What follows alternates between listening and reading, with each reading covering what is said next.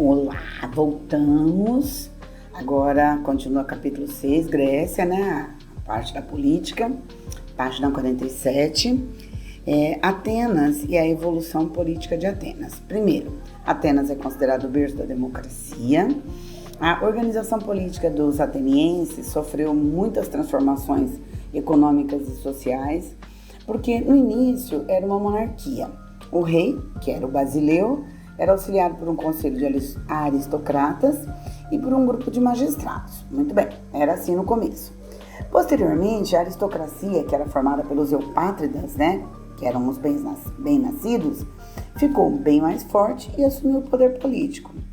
E aí, Atenas deixou de ser uma monarquia e se tornou uma oligarquia, ou seja, um governo de uma minoria. O poder de decisão era exercido por essa minoria, que eram ricos e poderosos, né?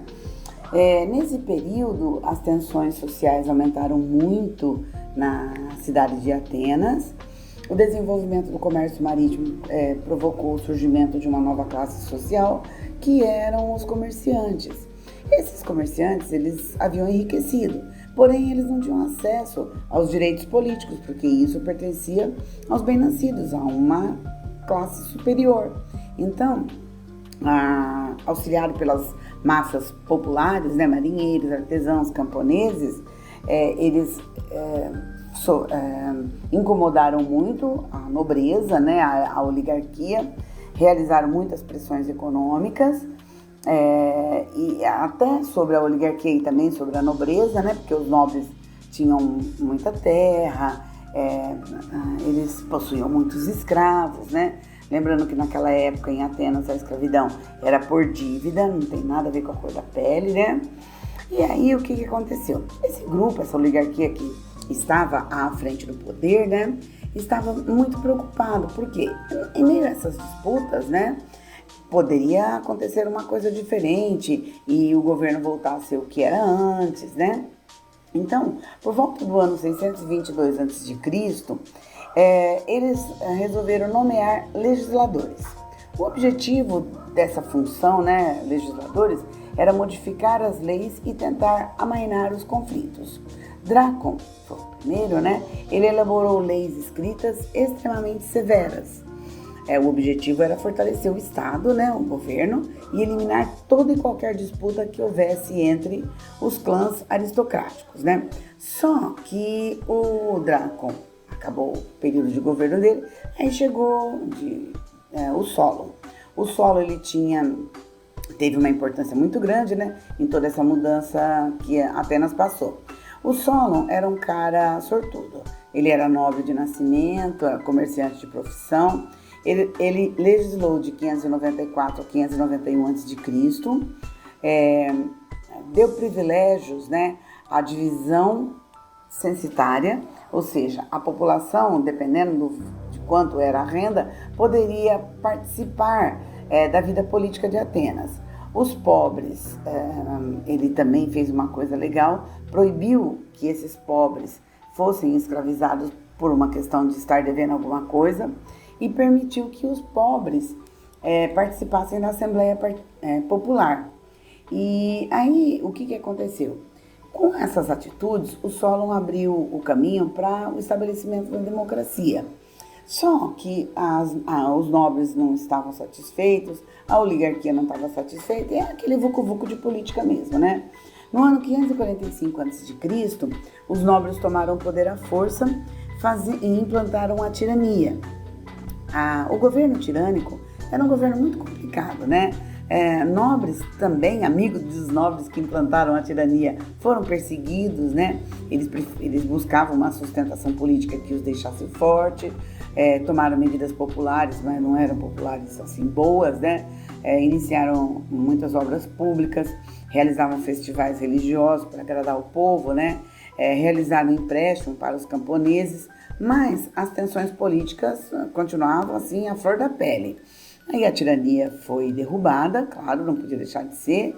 Em 508, o Clístenes, foi uma figura política muito importante, passa a governar a cidade de Atenas. Ele implantou uma série de reformas políticas e ele recebeu o título de pai da democracia. O que o Clístenes fez? Ele estabeleceu que todo homem adulto, livre, nascido em Atenas, seria cidadão, independentemente de sua renda. Nesse fato, né, ele estava colocando dentro de todo o poder camponeses, marinheiros, artesãos pobres, né, pessoas simples que poderiam participar. Ele autorizou, inclusive, que eles participassem da eclésia, que é a Assembleia, né, a Assembleia Popular. Só que ainda continuavam com medo, né, de um golpe, a instalação da tirania. E aí o Clístenes, ele instituiu o ostracismo, que é bom depois vocês olharem, tá? Que era uma votação em que os cidadãos exilavam pessoas que eram consideradas ameaças à democracia. E esse exílio, ele valia por um período de 10 anos. E aí, para evitar novas tensões e rivalidades, né, ele dividiu os cidadãos em distritos. Esses distritos eram chamados de demos, e aí misturou várias classes sociais em uma unidade política só. E aí é nesse contexto que surge a democracia, porque a democracia ateniense, ela era considerada direta.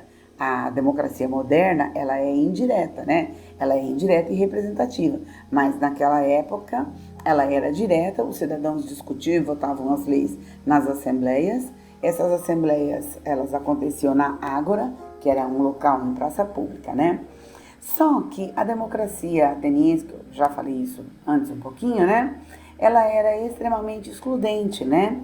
Diferente do que a gente vê agora. Estrangeiros, mulheres e escravizados estavam totalmente excluídos, né? Os cidadãos, eu também já comentei isso com vocês no primeiro ano do ensino médio, eles representavam 10% da população total, ou seja, 90% era totalmente excluído do processo político, né? Para os cidadãos, a democracia implicava numa série de coisas, né? Responsabilidade para administrar a própria cidade, defender essa própria cidade em época de guerra, né? E aí, o Péricles, nesse contexto, né? Dentro da cidade de Atenas, foram implantadas duas coisas, tá? Que foi a liberdade de expressão, que não era uma coisa comum, chamada de isegoria, e a igualdade perante a lei, que é chamada de isonomia. Aí, entre 469 e 430, chegou o cara que era o cara em Atenas, chamado Péricles, tá? Ele aperfeiçoou e consolidou a democracia. Ele é conhecido como o período, né, esse 469 a 430, século V, é considerado o século de Péricles. Havia uma série de pessoas que criticavam, assim como também as que elogiavam a democracia ateniense. Um dos que mais criticavam foi o Platão, porque o Platão, ele falava que o regime da época, regime de governo, né? Ele era conduzido por pessoas totalmente despreparadas, que era o povo, e liderado por oportunistas e demagogos, que eram os políticos, né? Ele dizia que esse povo todo, né, esses políticos, eles estavam preocupados em agradar ao povo, mas não estava preocupado em fazer o que era certo, somente agradar, que é coisa típica de político mesmo, né? Essas críticas foram retomadas no século XIX e XX, né? Alguns historiadores, políticos conservadores e tudo mais, acham que essa forma de falar era uma forma muito autoritária, né? Mas ele estava certo, né? Vamos combinar que ele estava certo. Agora, a evolução política de Esparta. Esparta remonta à história de todos os outros povos importantes da Grécia. Os dórios formaram a cidade de Esparta, né? Ela era uma polis, muito parecida com todas as outras, só que por volta do século VI a.C., ela se tornou uma cidade essencialmente voltada para a guerra, um verdadeiro acampamento militar. E aí os espartanos, né, que haviam dominado toda a região fértil da Messênia, num processo que foi bastante violento, né, eles subjugaram todos os aqueus e transformou os aqueus em estrangeiros, privados de todos os direitos políticos, né, ou também considerados servos, tá? Eram tratados de forma bem violenta, bem brutal, né? E aí o que aconteceu? Como esse carinho todo que eles tinham não era uma grande coisa, né? O que eles fizeram, eles dórios? Eles dominaram toda essa região, mobilizaram cerca de 10 mil cidadãos para uma intensa e perpétua vigilância militar. O treinamento militar em Esparta era a espinha dorsal da cultura espartana. Eles desprezavam todas as atividades intelectuais, cultivavam o laconismo, que era falar apenas o essencial, cultivavam também o tradicionalismo, que era o apego a todas as tradições, e uma coisa que é muito interessante, eles tinham aversão ao estrangeiro, então eles cultuavam bastante a xenofobia, né? Era uma cidade politicamente fechada e culturalmente atrofiada. Era diferente da grandeza de Atenas, tá? Quem governava Esparta era uma oligarquia, chamada governo de poucos, né? As instituições, elas mascaravam o poder, a influência das famílias mais poderosas da cidade. Lógico, né? Disfarçava tudo. Existiam 2 reis, que era uma diarquia, que eram responsáveis pelas atividades religiosas e as campanhas militares. Todos os cidadãos, a partir dos 30 anos, podiam participar da Ápela, que era a Assembleia. Porém, as decisões elas eram propostas pelo conselho, que chamava-se Gerúsia. Esse conselho era composto por 28 anciãos, as famílias mais importantes, é óbvio, né? O poder executivo ficava a cargo de 5 magistrados, que eram chamados de éforos. A Gerúsia e os éforos contabilizavam cerca de 35 pessoas. Essas pessoas, elas detinham o controle político de Esparta. Só que o que a gente pode perceber? O governo, a forma de sistema político em Esparta, né, a forma de governo, era uma monarquia aristocrática, né? Isso não era grande coisa para a época. Os espartanos, eles tinham um problema muito grande com relação à educação, porque os meninos, eles eram separados das suas famílias para se tornar um soldado perfeito. As meninas ficavam ao cuidado da mãe, é óbvio, né? Aprendiam todo e qualquer segredo para cuidar da casa, sabiam cuidar da casa muito bem, mas elas treinavam o organismo, né, o corpo, né, não para ficar com a bunda bonita, sarada, não era isso. Elas treinavam muito para serem mães dos filhos perfeitos de Esparta. Quando o casal se casava, tudo, né? O homem só podia se casar quando ele atingia os 30 anos, que ele era considerado um cidadão, né?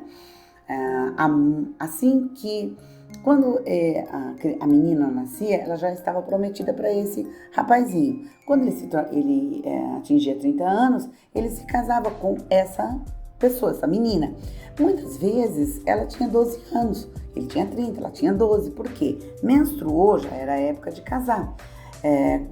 Aí tinha um conselho de anciãos, né, que fazia uma vistoria. Então, toda vez que nascia uma criança, os anciãos iam fazer a visita, tirava a roupinha, tudo, né, e olhava. Se a criança fosse perfeita, ok. Se a criança fosse imperfeita, eles jogavam do alto do Monte Taigueto, que era para a criança morrer. E aí o casal se preparava para ter uma nova gravidez, tá? E a moça se preocupava em ter filhos. O único objetivo do casamento em Esparta era ter filhos sadios, tá? Então, e por isso, né, o assunto já está terminado, essa partezinha aqui, depois num outro momento eu vou continuar falando da Grécia, tá? Muito obrigada!